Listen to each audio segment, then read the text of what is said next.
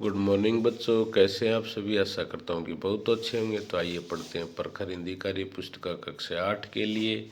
और आज हम पढ़ेंगे आकलन नंबर 12 और उसके बाद में गतिविधि संख्या 6। तो आइए आकलन नंबर 12 पढ़ते हैं। तो कुछ प्रश्न दिए गए हैं, समझदारी पूर्वक इनका उत्तर देना है।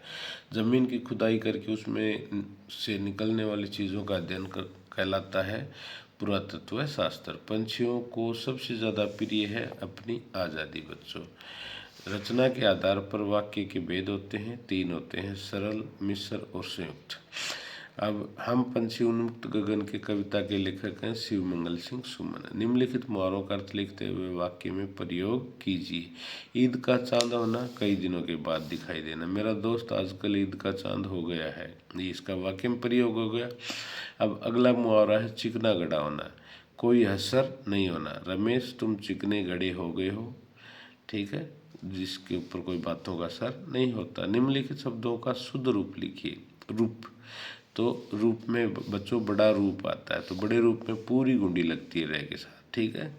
अब चांद, चांद में हम अनुस्वार लगाते हैं। ठीक है, ये अनुनासिक लगा है। अब हम इसमें चंद्र बिंदु वाला लगा देंगे। मूल्य, मूल्य में मुँह बड़े ऊ की मात्रा लगती है। ठीक है बच्चों। पौधा, पौधा में डबल मात्रा लगती है। ठीक है। निम्नलिखित शब्दों के उपसर्ग अलग कर शब्द मूल शब्द लिखिए। तो देखिए, विदेश, वि प्लस देश, उपनाम, उप प्लस नाम, निर्बल, निर प्लस बल, अकाल, ए प्लस काल। तो अगला प्रश्न है 8 का। अपने पिताजी को पत्र लिख रहे हैं, लिखते समय समापन संबोधन में क्या लिखेंगे। मतलब पत्र जब आप खत्म कर रहे हैं तब उसमें क्या लिखेंगे। तो आप उस समय हम लिखेंगे आपका आज्ञाकारी पुत्र लिखेंगे। ठीक है। आपने कई स्थानों पर बच्चों को काम करते देखा होगा। क्या बच्चों को रोजगार चलाने हेतु कार्य करना चाहिए। अपने तर्कपूर्वक विचार लिखिए। बच्चों का काम खेलना पढ़ना होता है। माता पिता को चाहिए कि वो उनको थोड़ा थोड़ा घर के कामों में हाथ बटाना सिखाए, न कि मजदूरी करवाए। ठीक है बच्चों, ये था। अपने पिताजी का जीवन परिचय लिखिए। तो मेरे पिताजी एक साधारण किसान हैं। उनका मुख्य काम पशुपालन और खेती करना है। वह ज़्यादा पढ़े लिखे नहीं हैं। तो आपके पापा भी जैसे हो उसके बारे में, उनके बारे में लिखना है। तो ये इसकी प्रश्न थे। आइए गतिविधि संख्या 6 पढ़ते हैं। आइए हम एक मज़ेदार खेल खेलते हैं।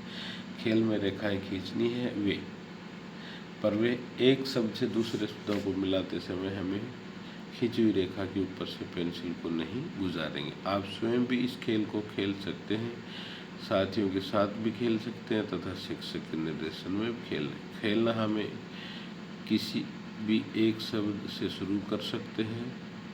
खेलना कुछ इस तरह से शुरू कर सकते हैं कि लड़की एक वचन है, इसे बहुवचन से मिलाइए। तो बीकानेर एक संज्ञा शब्द से दूसरे संज्ञा शब्द से मिलाइए। जितने प्राप्त स्वयं 10 नंबर के हकदार होंगे। तो देखिए बच्चों, तो अब हम सबसे पहले क्या करते हैं, लड़की, लड़की क्या है, एक संज्ञा शब्द है। लड़की को मिला देंगे लड़कियां, बहुवचन से मिला देंगे, एक वचन है बहुवचन हो जाएगा। ठीक है, तो ये हो गया। अब हम क्या करते हैं, क्रिया शब्दों को मिलाते हैं। तो देखिए, गाना क्रिया है, पढ़ना क्रिया है, इस तरफ देखो लिखना क्रिया है, हंसना क्रिया है। हाँ, तो ये क्रिया शब्द मिल गया आपस में। ठीक है। अब मिलाते हैं संज्ञा शब्दों को।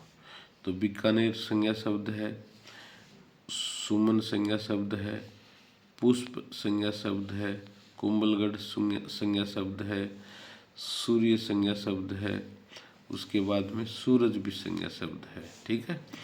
अब सर्वनाम शब्द देखो, सुंदर, उजाला, अनेक, उसके बाद में पुरुष,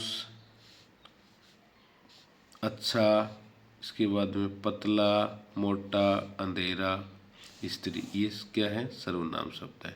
तो जिस प्रकार के शब्द हैं उनको उनसे मिलाना है। और ध्यान रहे कि जो रेखाएं हैं वो आपस में एक दूसरे को काटे नहीं। तो ये थी आपकी मज़ेदार वर्ग पहेली। धन्यवाद बच्चों, आशा करता हूँ कि आपको समझ में आ गया होगा। मिलते हैं अगले कंटेंट में, खुश रहिए।